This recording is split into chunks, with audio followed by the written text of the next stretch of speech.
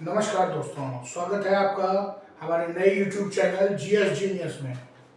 इस चैनल के माध्यम से हम अपनी तैयारी को पूर्ण बनाएंगे। इस चैनल में हम जीएस के सभी subject history, geography, polity, economics, current affairs, international relations, science सब के बारे में विस्तार से पढ़ाई करेंगे।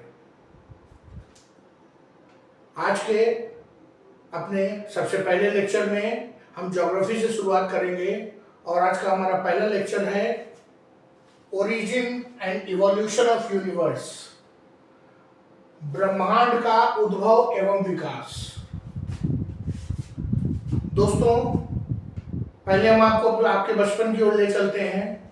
याद करिए, बचपन में हम अपने दोस्तों से एक प्रश्न पूछा करते थे कि पहले मुर्गी हुई या पहले अंडा। अगर हमारा कोई दोस्त जवाब देता था कि पहले मुर्गी हुई, तो हम कहते थे मुर्गी कैसे पहले हो सकती है, पहले तो अंडा होना चाहिए, अंडे से ही तो मुर्गी पैदा होगी। अगर कोई दोस्त हमारा अंडा कह देता था तो हम कहते थे कि अंडा कैसे हुआ, अंडा तो मुर्गी से पैदा होगा। और इस प्रकार हम आपस में एक दूसरे को कंफ्यूज किया करते थे। लेकिन इस बात से ये तो पता चलता है कि हमारे हमेशा जानने की इच्छा रही कि सबसे पहले क्या आया इस दुनिया में।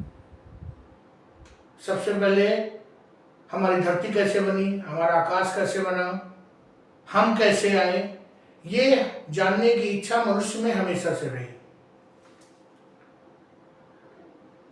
अगर हम इतिहास के पीछे गर्त में जाते हैं तो हमें ये तो मानना पड़ेगा कि सबसे पहले ब्रह्मांड की रचना हुई और विश्व में क्या, पूरी कायनात में अगर कुछ भी सबसे बड़ा है तो वो ब्रह्मांड है।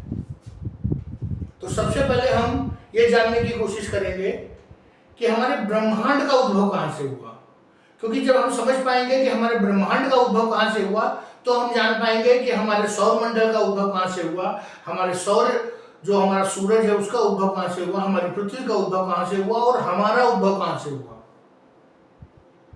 तो आइए पढ़ते हैं ओरिजिन ऑफ यूनिवर्स।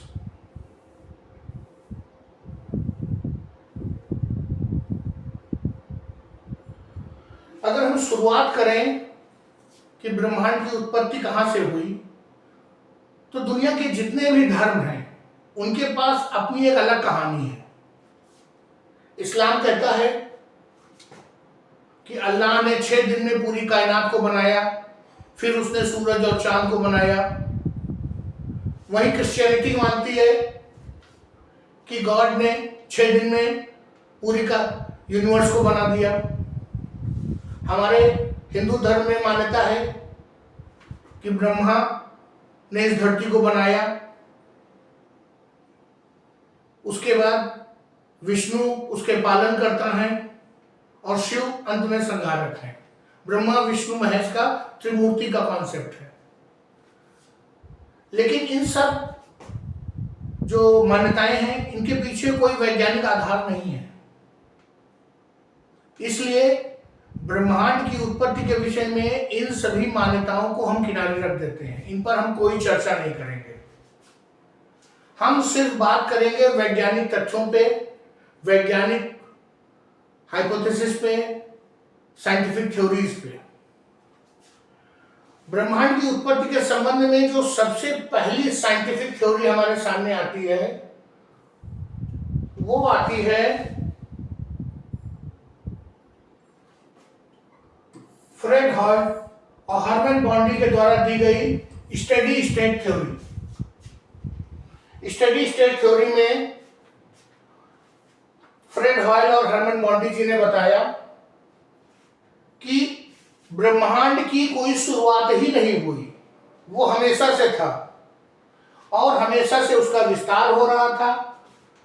जब कोई भी आकाशीय पिंड जैसे कि सूरज, उपग्रह, तारे, वो एक दूसरे से दूर होते जा रहे हैं, उसकी जगह पर नया मैटर बनता है। नया मैटर बनने के बाद उसी से नए आकाशीय पिंड का निर्माण होता है, फिर वो भी दूर चले जाते हैं और फिर उस जगह पे नए मैटर का निर्माण होता है, उससे नए पिंडों का निर्माण होता है।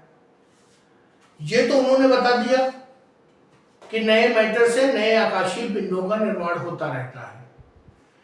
फिर लेकिन वही क्वेश्चन अभी भी है हमारे सामने कि सबसे पहले कैसे मैटर बना, वो क्या चीज थी जिससे सबसे पहला मैटर बना, इस बारे में वो कुछ भी बता नहीं पाए। ये बहुत फेमस वैज्ञानिक थे, अभी 4 या 5 साल पहले ही इनका निधन हुआ है। इसके बाद हमारे सामने आते हैं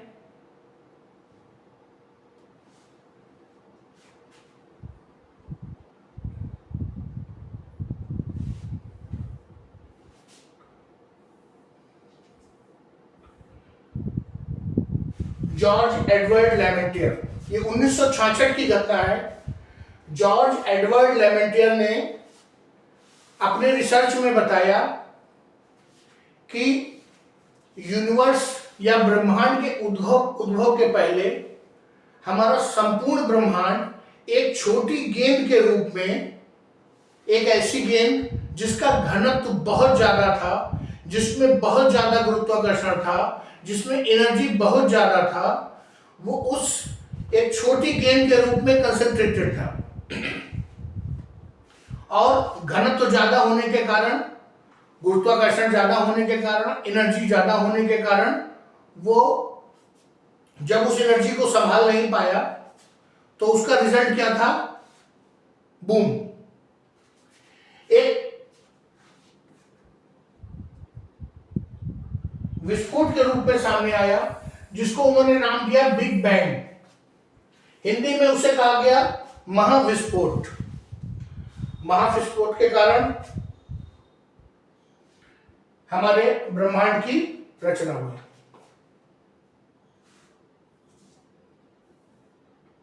एक साल के बाद एक और महान साइंटिस्ट थे, रॉबर्ट वैगनर।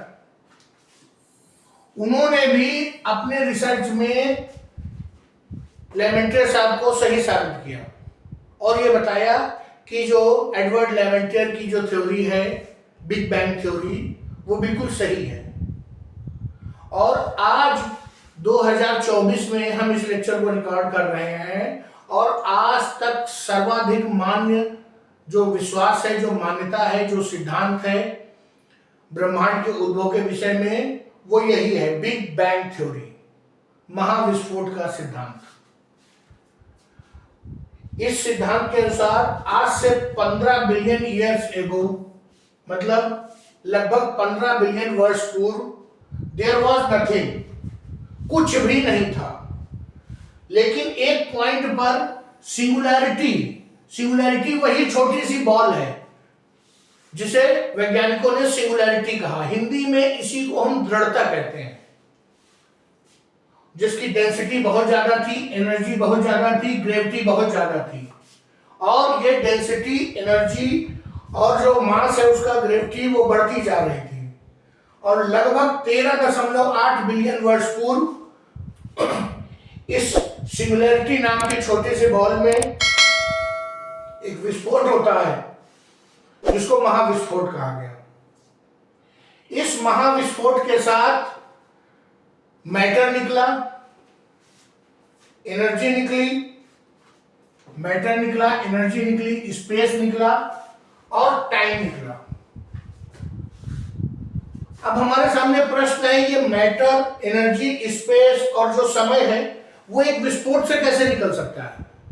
तो वो उसको समझने के लिए हमें समझना पड़ेगा कि जो सिंगुलैरिटी थी वो इतनी आकार में छोटी थी और उसके अतिरिक्त जब ब्रह्मांड में कुछ भी नहीं था और उसमें विस्फोट हुआ और उसके विस्फोट से जो भी कण या पार्टिकल्स बाहर निकले, उसी ने आगे चल के मैटर का निर्माण किया। एनर्जी, सारी ब्रह्मांड की एनर्जी उस छोटी सी बॉल में, उस छोटे से पॉइंट में, सिंगुलैरिटी में कंसंट्रेटेड थी और विस्फोट के साथ ही वो एनर्जी बाहर निकली। यहीं से पहली बार एनर्जी का कॉन्सेप्ट आता है। स्पेस मतलब दूरियां। जब विस्फोट हुआ, विस्फोट के साथ जो पार्टिकल्स निकले, वो पार्टिकल्स एक दूसरे से दूर जाने लगे और उन पार्टिकल्स के बीच की दूरी को ही स्पेस कहा गया।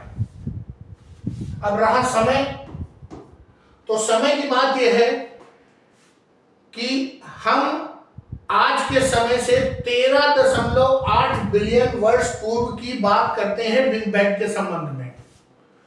उसके पहले हमारे पास कुछ था ही नहीं। तो हमारा समय जो शुरू होता है वो आज से 13.8 वर्ष पूर्व से शुरू होता है। इस प्रकार बिग बैंग से मैटर, तत्व, एनर्जी, ऊर्जा, स्पेस, दूरी और टाइम, समय की शुरुआत मानी जाती है। जब ये महाविस्फोट हुआ, उसके बाद सबसे पहले जो दो एलिमेंट्री पार्टिकल थे वो क्वार्क और ग्लूकॉन ये निकले। विद इन फ्यू सेकेंड्स, कुछ सेकेंड्स में ही इनकी उत्पत्ति हो गई। और क्वार्क और ग्लूकॉन से इलेक्ट्रॉन, प्रोटॉन और न्यूट्रॉन इनकी रचना हुई, जो हमारे एलिमेंट्री पार्टिकल है। अब जब ये विस्फोट हुआ और एक बहुत जबरदस्त एनर्जी रिलीज हुई, और उस समय जो हमारे ब्रह्मांड का तापमान था वो आप सोच नहीं सकते कितना ज्यादा था।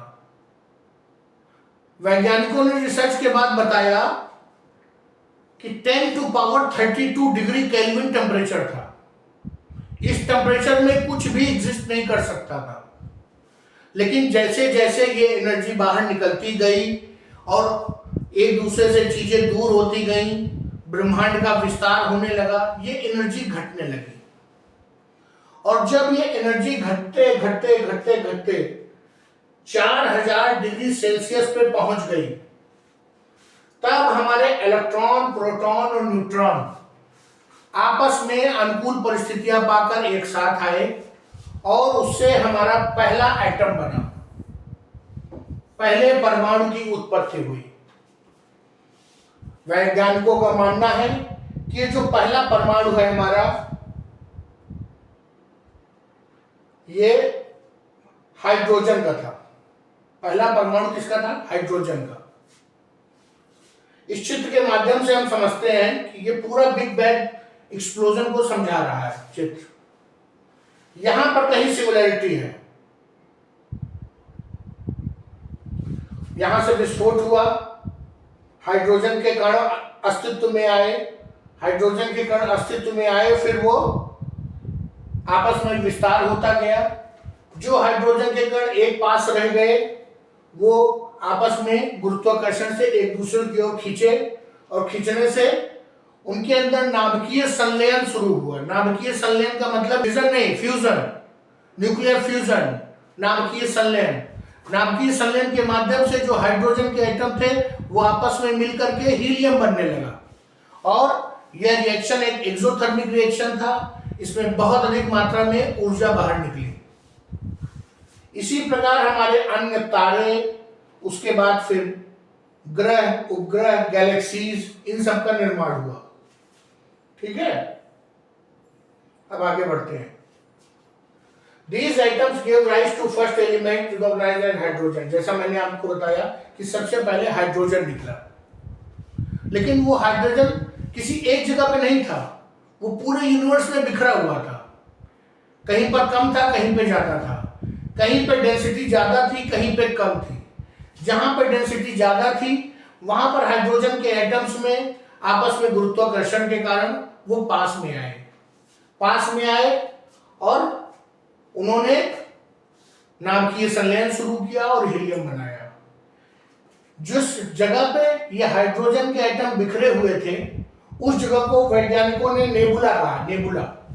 नेबुला या निहारिका। इस शब्द को याद रखिएगा, एग्जाम में इसको पूछते हैं।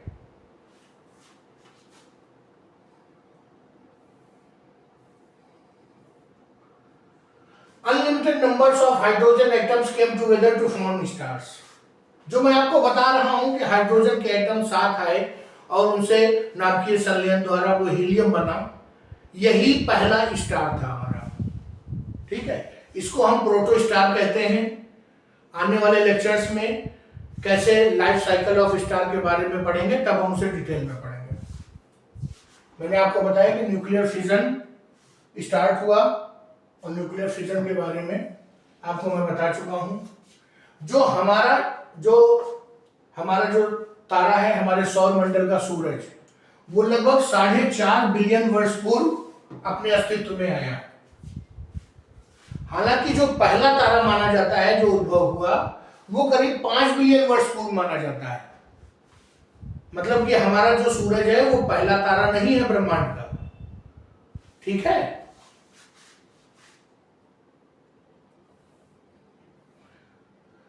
जब कई तारे एक साथ आ गए, लगातार एक के बाद एक तारों का निर्माण होता गया, तो वो सब तारे मिलकर के एक ऐसी संरचना उन्होंने बनाई जिसको हम मिल्की वे नाम से जानते हैं। जो हमारी गैलेक्सी है उसको मिल्की वे कहते हैं, या हिंदी में उसे मंदाकिनी भी कहते हैं। और ऐसी कई गैलेक्सीज हमारे ब्रह्मांड में मौजूद हैं। जो हमारा सोलर सिस्टम है वो भी, जो हमारी मंदाकिनी या मिल्की वे नाम की गैलेक्सी है, उसके बीच की आर्म में हमारी जो गैलेक्सी है उसकी 3 भुजाएं हैं, 3 आर्म स्पाइरल स्ट्रक्चर। ये स्पाइरल स्ट्रक्चर कहलाता है, जो ये ऐसे है। इसी में जो बीच के आर्म है, इसमें हमारा सोलर सिस्टम है, और ये हमारी मंदाकिनी एंटी क्लॉकवाइज लगातार घूम रही है। और गैलेक्सी के बाहर के हिस्से में स्टार की उत्पत्ति होती है, और जब ये घूमती रहती है तो धीरे धीरे स्टार अंदर की ओर जाता रहता है, और एक दिन क्वासर या ब्लैक होल बनकर खत्म हो जाता है। जैसे जैसे विज्ञान आगे बढ़ा, हमारी रुचि ब्रह्मांड में बढ़ती गई। हमने जानने की कोशिश की क्या हमारे जैसा और भी लोग हैं, क्या हमारे जैसे और भी ग्रह हैं, क्या हमारे तारे की तरह और भी तारे हैं, क्या हमारी गैलेक्सी की तरह और भी गैलेक्सी हैं। तो हमने पाया कि ब्रह्मांड में कई गैलेक्सियां हैं। जो हमारी धरती के सबसे नजदीक गैलेक्सी है वो एंड्रोमेडा कहलाई, उसको नाम दिया गया एंड्रोमेडा। और इसके अतिरिक्त एक गैलेक्सी और है, उसको नाम दिया गया M32 ग्लोबुलर क्रिस्टल। इसके बारे में वैज्ञानिकों ने सबसे पहले जानकारी मिली। जब ये हमारा ब्रह्मांड का उत्पत्ति हो रही थी, ब्रह्मांड का विस्तार हो रहा था, उसी में सबसे पहले तारों का निर्माण हुआ, फिर ग्रहों का निर्माण हुआ, फिर उपग्रहों का निर्माण हुआ। ये सारी प्रक्रिया एक साथ चलती रही, और आज भी ये जारी है। आज के हमारे जो नए वैज्ञानिक हैं, उनमें से जॉन मैथर एक वैज्ञानिक हैं जिन्होंने लेमेंटियर साहब की और वैगनर की बातों को सही माना। ये नासा के वैज्ञानिक हैं और आज भी हैं। इन्होंने अपने सैकड़ों एक्सपेरिमेंट्स के द्वारा ये साबित किया कि जो लेमेंटियर साहब ने 1966 में कहा था और वैगनर ने 1967 में उनका समर्थन किया था, वो बात एकदम सही है। अब आइए जानते हैं एक्सपेंशन ऑफ यूनिवर्स के बारे में। स्टडी स्टेट थ्योरी में भी कहा गया कि यूनिवर्स का एक्सपेंशन हो रहा है। बिग बैंग में भी कहा गया कि यूनिवर्स का एक्सपेंशन हो रहा है। तो प्रश्न उठता है कि ये एक्सपेंशन या विस्तार कब तक जारी रहेगा, कोई उसकी सीमा है या नहीं। तो इस यूनिवर्स को अगर ये विस्तार होता जा रहा है तो इसको नापा कैसे जाए। तो इसको नापने का काम किया था हबल ने। एक साइंटिस्ट थे हबल, उनके जो सिद्धांत है उसको हबल्स रूल कहते हैं। उस हबल्स रूल के अकॉर्डिंग जितने भी हमारे आकाशीय पिंड हैं, सेलेस्टियल बॉडीज हैं, उनके बीच की दूरी बढ़ती जा रही है। चाहे वो पृथ्वी से सूरज की दूरी हो, चाहे पृथ्वी से चंद्रमा की दूरी हो, या पृथ्वी से मंगल की दूरी हो, सब दिनों दिन बढ़ती जा रही है। उन्होंने एक हबल टेलीस्कोप का भी आविष्कार किया था, आपने काफी सुना होगा उसके बारे में। इसके अलावा जो हमारे आजकल के जो आधुनिक भूगोल के विद्वान हैं, उन्होंने जब दूरियां नापने का प्रयास किया तो उन्होंने भी पाया कि पृथ्वी से चंद्रमा की दूरी लगभग 3 सेंटीमीटर प्रतिवर्ष की दर से बढ़ती जा रही है। मतलब हम चंद्रमा से 3 सेंटीमीटर प्रतिवर्ष दूर होते जा रहे हैं, या ये कह लीजिए चंद्रमा हमसे 3 सेंटीमीटर प्रतिवर्ष की दर से दूर होता जा रहा है। उसका ऑर्बिट का घेरा बढ़ता जा रहा है। और जो ये ब्रह्मांड के विस्तार की हम बात करते हैं, वैज्ञानिकों ने इसको नाम दिया कॉस्मिक इन्फ्लेशन। कॉस्मोस से शब्द बना कॉस्मिक, और इन्फ्लेशन का तो अर्थ प्रसार होता ही है। ठीक है, अब बात करते हैं कि अगर ये ब्रह्मांड का विस्तार होता जा रहा है तो इसका भविष्य क्या है, क्या होगा? एक दिन क्या ये ब्रह्मांड ऐसे ही विस्तार होता रहेगा या ये खत्म हो जाएगा? ब्रह्मांड के विस्तार के साथ, ब्रह्मांड के खत्म होने के साथ क्या हम भी खत्म हो जाएंगे? मनुष्य ने हमेशा इसको जानने का प्रयास किया। विभिन्न वैज्ञानिकों ने जो ब्रह्मांड के भविष्य के विषय में अपने अलग अलग विचार प्रस्तुत किए। आइए उनमें से कुछ विचारों पर नजर डालते हैं। सबसे पहला जो और सबसे जो मान्य सिद्धांत है वो है बिग क्रंच थ्योरी। क्रंच मतलब सिकुड़ना।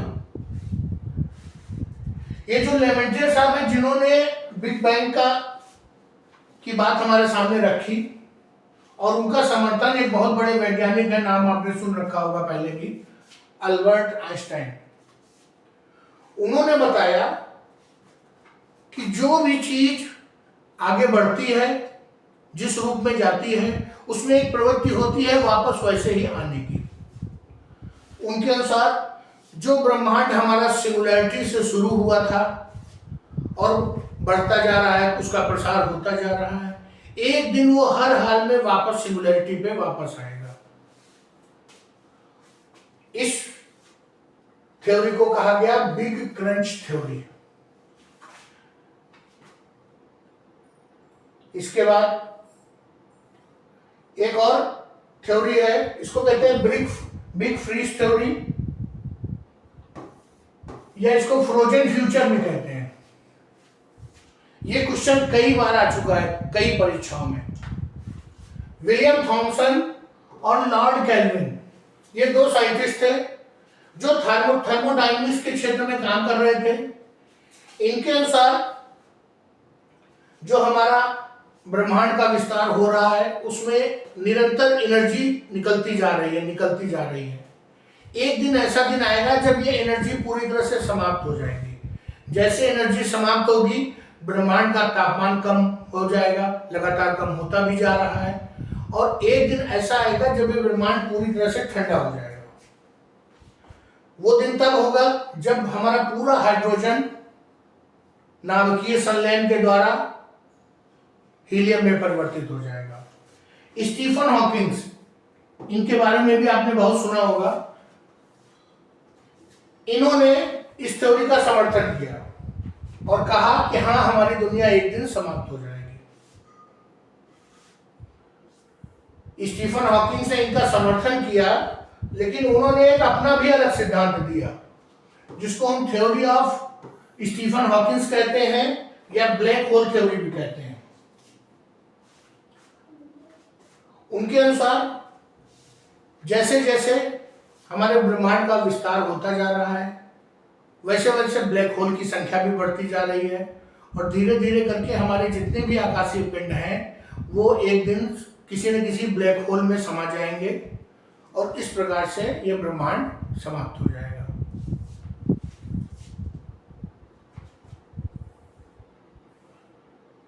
एक और थ्योरी प्रचलित है जिसे हम क्वांटम टनलिंग कहते हैं। ये बिल्कुल लेटेस्ट थ्योरी है। ह्यूज एवरेट, ये वैज्ञानिक हैं जो कॉन्सेप्ट ऑफ क्वांटम टनलिंग पे काम कर रहे थे। इन्होंने अपनी रिसर्च में बताया कि ये उम्मीद की जाती है कि इस यूनिवर्स के समाप्त होने के बाद एक नया यूनिवर्स बनेगा, और जब वो यूनिवर्स भी समाप्त हो जाएगा तो उसके बाद फिर एक नया यूनिवर्स बनेगा।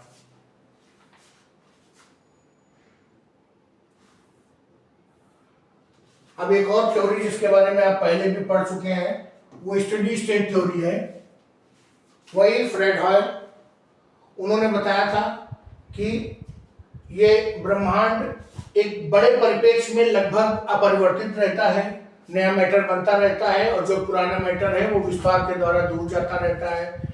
जब जो नया मैटर बना वो जब विस्तार के द्वारा आगे बढ़ जाएगा तो उसकी जगह पर नया मैटर बनेगा, नया मैटर से नए आकाशीय पिंड बनेंगे, नए तारे बनेंगे, नए उपग्रह बनेंगे, और ये प्रक्रिया अनवरत चलती रहेगी। ब्रह्मांड कभी भी समाप्त नहीं होगा। एक और थ्योरी है बहुत महत्वपूर्ण, इसको कहते हैं बिग रिप। रिप का मतलब है rest in peace. Robert Caldwell ने जो है डार्क एनर्जी और डार्क मैटर पे बहुत रिसर्च किया। उनके अनुसार जो डार्क मैटर है वही हमारे ब्रह्मांड के विस्तार के लिए जिम्मेदार है, और जैसे जैसे डार्क मैटर बढ़ता जा रहा है वैसे वैसे हमारे ब्रह्मांड की जो प्रसार की गति है, जो दर है, वो भी बढ़ती जा रही है। और एक दिन ऐसा आएगा जब ये अपनी सीमा तक पहुंच जाएगा, और उसके बाद जब और ज्यादा प्रसार की कोशिश करेगा ब्रह्मांड तो ये फट जाएगा, और वही हमारे यूनिवर्स का अंत होगा। और जितने भी स्ट्रक्चर हैं जैसे कि गैलेक्सीज, स्टार्स, प्लैनेट, वो सभी समाप्त हो जाएंगे। लेकिन वैज्ञानिकों का मानना है कि अगर ये काल्डवेल की बात सही भी है तो अभी इसमें बिलियंस ऑफ ईयर्स लगेंगे। अच्छा, एक और महत्वपूर्ण चीज है कि जो काल्डवेल साहब हैं, इन्होंने जो अपनी डार्क एनर्जी है उसको नाम दिया फैंटम एनर्जी, जो कि ब्रह्मांड के विस्तार के लिए जिम्मेदार है। ठीक है, तो अपने अभी तक के लेक्चर में हमने पढ़ा कि स्टडी स्टेट थ्योरी के बारे में जाना, बिग बैंग के बारे में जाना, बिग बैंग के जरिए कैसे यूनिवर्स का उद्भव हुआ, कैसे उसका विकास हुआ, गैलेक्सीज बनी, स्टार्स बने, प्लैनेट्स बनेंगे। उसके बाद जब वो सब हो गया तो विस्तार हो रहा है, लगातार बढ़ती जा रही है ब्रह्मांड। इसके अलावा हमने जाना कि अगर ऐसे ही ब्रह्मांड बढ़ता रहा तो एक दिन क्या होगा। हमने बिग क्रंच, बिग रिप और फ्रोजन फ्यूचर, ठीक है, स्टीफन हॉकिंस का ब्लैक होल थ्योरी, इसके बारे में पढ़ा। अब आइए डिस्कस करते हैं कि इस टॉपिक से क्वेश्चन कैसे निकलते हैं। पहला क्वेश्चन है, discuss various hypothesis and the theories given by various scientists regarding the past and future of universe. वही चीज कि हमारा जो ब्रह्मांड है उसका भूत कैसा था और भविष्य क्या होगा। इस प्रश्न को जब हम लिखेंगे तो सबसे पहले तो हमें स्टडी स्टेट थ्योरी को बताना पड़ेगा शॉर्ट में, फिर बिग बैंग थ्योरी के बारे में बताना पड़ेगा, सिंगुलैरिटी के बारे में बताना पड़ेगा, विस्तार के बारे में बताना पड़ेगा, कैसे कॉस्मिक इन्फ्लेशन हो रहा है और चीजें एक दूसरे से दूर जा रही हैं। उसके बाद जब हम ब्रह्मांड के फ्यूचर के बारे में बताएंगे तो जो अभी हमने कई सिद्धांत आपको बताए, बिग क्रंच, बिग रिप, उसके अलावा स्टीफन हॉकिंस की black theory, steady state theory, ठीक है ना, इन सब के बारे में आप दो लाइन लिखेंगे। लेकिन अंत में यह भी आपको बताना पड़ेगा कि अभी इनमें से कोई भी जो बिग फ्यूचर के बारे में जो भी है सब हाइपोथेसिस हैं, कुछ भी अभी पूरी तरह से साबित नहीं हो पाया है। अब अगला क्वेश्चन इससे निकल सकता है, what is big bang and how does it help in origin and evolution of universe. ये क्वेश्चन बहुत महत्वपूर्ण है और कई बार परीक्षाओं में पूछा जा चुका है। बिग बैंग के बारे में अलग अलग तरीके से पूछा जाता है। अब बिग बैंग थ्योरी के बारे में जब पूछा जाएगा तो आपको अपनी शुरुआत करनी पड़ेगी वही 13.8 बिलियन वर्ष पूर्व। कुछ भी नहीं था और संपूर्ण मैटर, एनर्जी, ग्रेविटी, डेंसिटी सब कुछ एक छोटी सी बॉल में या पॉइंट में कंसंट्रेटेड था। वहां से शुरू करेंगे, उसके बाद फिर महाविस्फोट के बारे में बताएंगे, उसके बाद फिर प्रसार के बारे में बताएंगे, उसके बाद बताएंगे कि कैसे हमारे स्टार्स बने, हाइड्रोजन मिलके हीलियम बन के स्टार बने, स्टार से गैलेक्सीज का निर्माण हुआ, उस गैलेक्सीज में सौर मंडल और इस तरह के कई तारों के परिवार बन गए, ठीक है, ये सब आप बताएंगे। अब आइए कुछ इस टॉपिक पे जो वन लाइनर फैक्ट्स हैं उनके बारे में पढ़ते हैं। आवर गैलेक्सी मिल्की वे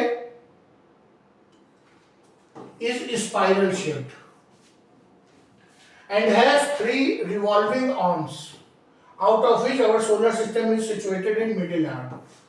जो हमारी गैलेक्सी है, आकाशगंगा जिसे कहेंगे, हिंदी में उसे हमारी मंदाकिनी कहते हैं, इंग्लिश में मिल्की वे कहते हैं, वो स्पाइरल शेप्ड है और रिवॉल्विंग है। कैसे रिवॉल्विंग है? एंटी क्लॉकवाइज रिवॉल्विंग है। एंटी क्लॉकवाइज मतलब ऐसे रिवॉल्विंग है। और हमारा जो सोलर सिस्टम है या हमारा सन, हमारी पृथ्वी, या जो हमारे सोलर सिस्टम में और भी उपग्रह हैं और भी ग्रह हैं, वो सब जो मिडिल आर्म है उसमें सिचुएटेड है। जो और आर्म्स हैं उसमें दूसरे तारे हैं और उनके ग्रह उपग्रह हैं। अगला क्वेश्चन देखते हैं। Andromeda was the first Galaxy discovered. सबसे पहले वैज्ञानिकों ने जो सबसे पहले गैलेक्सी ढूंढी वो एंड्रोमेडा थी। ये हमारी धरती से लगभग 25 लाख प्रकाश वर्ष दूर है। प्रकाश वर्ष क्या है अभी आगे बात करते हैं। अगला क्वेश्चन देखते हैं।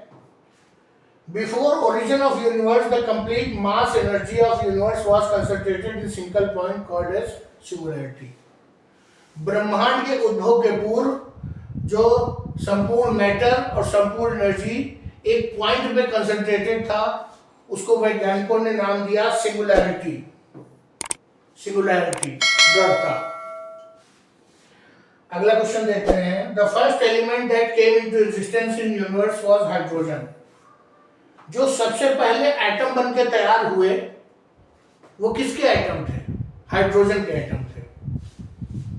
और इसीलिए हम ये मानते हैं कि ब्रह्मांड में जो सबसे ज्यादा तत्व मौजूद है वो हाइड्रोजन ही है। The distance traveled by light in a year in universe is called light year.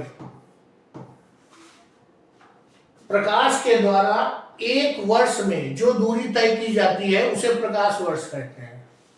अब प्रश्न उठता है, प्रकाश वर्ष में नापने की क्या जरूरत थी? जब हम लोग अपने आम जीवन में जो दूरियों को नापते हैं वो मीटर में, सेंटीमीटर में, किलोमीटर में, इंच में, फुट में, इसमें नापते हैं। लेकिन ब्रह्मांड में दूरियां इतनी अधिक हैं कि अगर हम किलोमीटर में भी नापेंगे तो बिलियंस और ट्रिलियंस में हो जाएंगे और उससे भी ज्यादा दूर हो जाएंगे। तो ये जरूरी था कि कोई एक ऐसी दूरी ऐसी यूनिट बने जिससे हम स्पेस की दूरियों को भी नाप सकें। तो उसके लिए वैज्ञानिकों ने लाइट ईयर या प्रकाश वर्ष को प्रतिपादित किया। 1 light year is equal to 9.46 trillion kilometre. एक प्रकाश वर्ष में 9.46 ट्रिलियन किलोमीटर होते हैं। अब आप ये समझ सकते हैं कि एक प्रकाश वर्ष कितनी बड़ी यूनिट हो गई दूरी नापने की। अगला क्वेश्चन देखते हैं। Big bang theory was given by John लेवेंटियर इन 1966। अगर इस टॉपिक से कोई सबसे इंपॉर्टेंट क्वेश्चन है तो वो जॉन लेवेंटियर का है। बिग बैंग थ्योरी को किसने दिया था? जॉन लेवेंटियर ने दिया था। अगला पॉइंट देखते हैं। Continuously extending universe has already extended to 93 billion light years. हम ये तो कहते हैं कि हमारा ब्रह्मांड विस्तार हो रहा है, प्रसार हो रहा है। कितना प्रसार होगा? तो वर्तमान में हमारे ब्रह्मांड के एक सिरे से दूसरे सिरे की दूरी लगभग 93 बिलियन लाइट ईयर्स है। अगला पॉइंट है। Dark matter helps in understanding revolution of galaxies. जो गैलेक्सी हमारी है, हमारी गैलेक्सी एंटी क्लॉकवाइज रिवॉल्व कर रही है अपने एक्सिस पे। इसको समझने में जो डार्क मैटर है वो महत्वपूर्ण भूमिका निभाता है। अगला पॉइंट है। Dark energy increases the rate of expansion of universe and dark energy is the main source of energy for expansion of universe. पहले अभी हमने लेक्चर में पढ़ा है कि डार्क एनर्जी या जो फैंटम एनर्जी है वही जिम्मेदार है हमारे यूनिवर्स के विस्तार के लिए। और ये डार्क एनर्जी धीरे धीरे बढ़ती जा रही है, और डार्क एनर्जी जैसे धीरे धीरे बढ़ रही है वैसे वैसे विस्तार की दर भी बढ़ती जा रही है। चलिए अगला पॉइंट देखते हैं, theory of cosmic inflation. Theory of cosmic inflation मतलब कि जो हमारा ब्रह्मांड है वो लगातार विस्तार हो रहा है, इसके जो जनक माने जाते हैं इस सिद्धांत के वो एंड्रू एडलर माने जाते हैं। इन्होंने ही सबसे पहले बताया था कि हमारे ब्रह्मांड का विस्तार हो रहा है। अगला क्वेश्चन है most important question, temperature of universe after big bang was very high, it was about 10⁻32 degree kelvin. जैसे आपको बताया कि सारी एनर्जी एक छोटे से पॉइंट में, एक छोटे से बॉल में कंसंट्रेटेड थी, और जब उसमें विस्फोट हुआ तो विस्फोट के बाद सारी एनर्जी जितनी उसमें थी वो सब एक साथ बाहर निकलने की कोशिश करने लगी। और जब इतनी ज्यादा एनर्जी एक साथ बाहर निकलेगी तो स्वाभाविक है तापमान बढ़ जाएगा, और तापमान बढ़ते बढ़ते कहां पहुंच गया, 10⁻32 डिग्री केल्विन। बहुत ज्यादा टेम्परेचर हो गया, इस तापमान पे कुछ भी एग्जिस्ट नहीं कर सकता है। अगला पॉइंट देखते हैं, rate of expansion of universe is known as Hubble constant.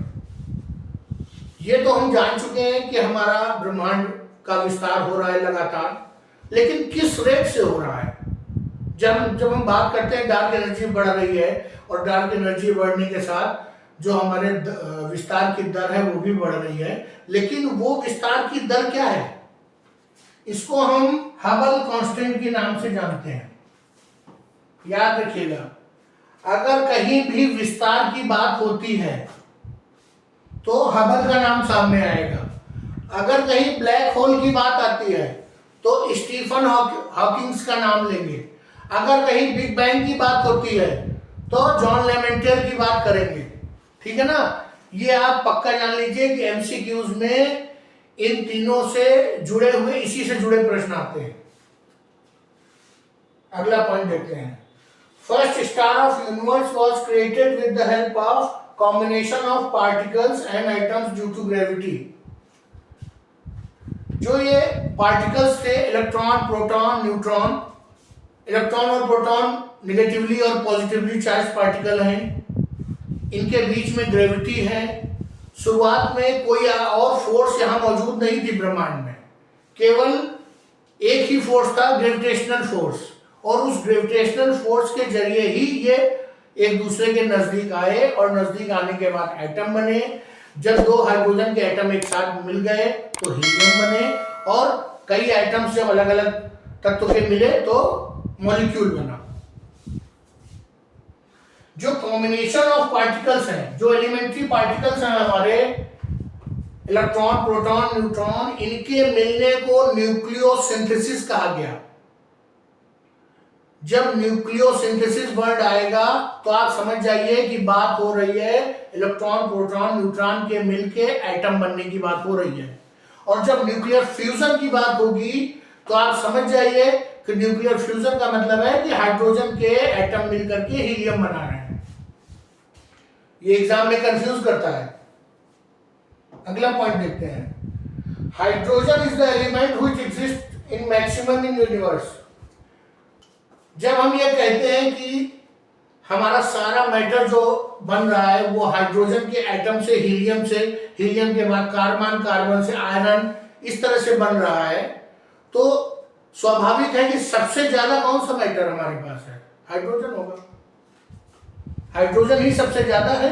Hydrogen के बाद अगर कुछ बात करेंगे तो हीलियम हो जाएगा।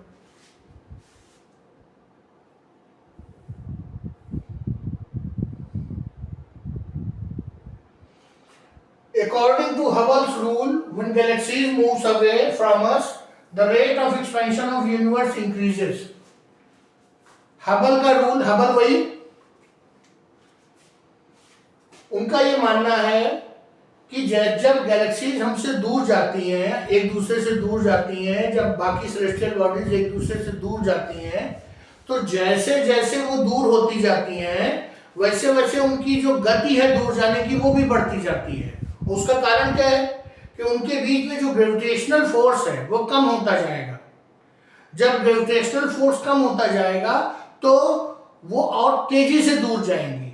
अगर उनके बीच में ग्रेविटेशनल फोर्स अधिक मौजूद रहेगा तो वो दूर तो जाएंगी लेकिन वो एक खिंचाव भी महसूस करेंगी और उस कारण उनकी जो बाहर जाने की दूर की जो रेट ऑफ होगा वो कम होगा, बाहर जाने की दर कम होगी। अगला पॉइंट है increasing distance between galaxies is termed as red shift. ये प्रश्न भी कई बार आ चुका है। वो सीधे कहते हैं red shift, blue shift, white shift, इस तरह के कंफ्यूजिंग वर्ड दे देते हैं, लेकिन आप रेड शिफ्ट को ही टिक करेंगे। ये सबसे इंपॉर्टेंट क्वेश्चन है इस टॉपिक का।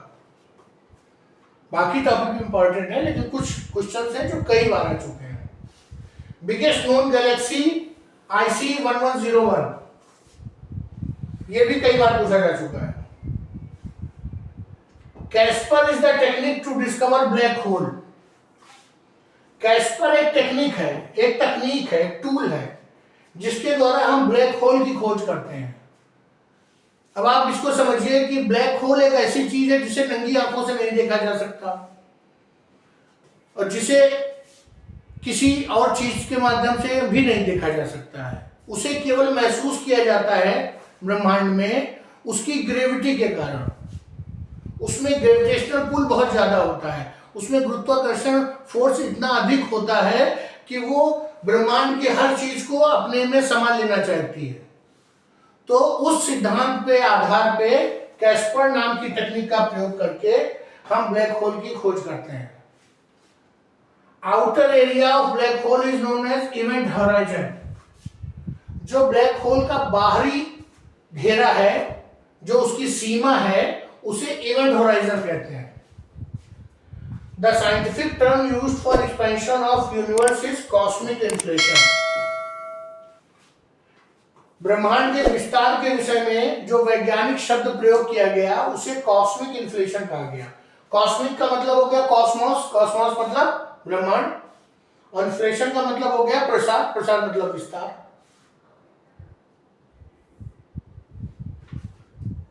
अब आज का लेक्चर यहीं पे समाप्त करते हैं। हमने इस लेक्चर में जो ब्रह्मांड के उद्भव और उसके विकास की पूरी कहानी को बड़े विस्तार में समझा। उसमें जो साइंटिफिक टर्म्स आए, जो वैज्ञानिकों के नाम आए, उनके बारे में जाना। इससे क्वेश्चन कैसे बन सकते हैं उनको जाना, कुछ वन लाइनर फैक्ट्स को भी जाना। अब अगर आपको हमारा प्रयास पसंद आया हो तो हमारे चैनल को लाइक करिए, सब्सक्राइब करिए और अपने दोस्तों को जो कि किसी भी सरकारी गैर सरकारी परीक्षा की तैयारी कर रहे हैं और जिसमें GS का पेपर आता है उनको शेयर करिए, जिससे वो भी अपनी तैयारी को गति दे सकें। अब इस टॉपिक को पढ़ने के बाद जो हम अगला लेक्चर आएगा हमारा, वो इसी टॉपिक पे करीब 50 मल्टीपल चॉइस क्वेश्चन होंगे और हम और आप मिलके उन क्वेश्चन को यहीं पे सॉल्व करेंगे। उससे इस टॉपिक पे हमारा रिवीजन हो जाएगा, ठीक है। और उस मल्टीपल चॉइस क्वेश्चन के वीडियो के बाद हम अगला टॉपिक लेंगे ओरिजिन ऑफ स्टार्स।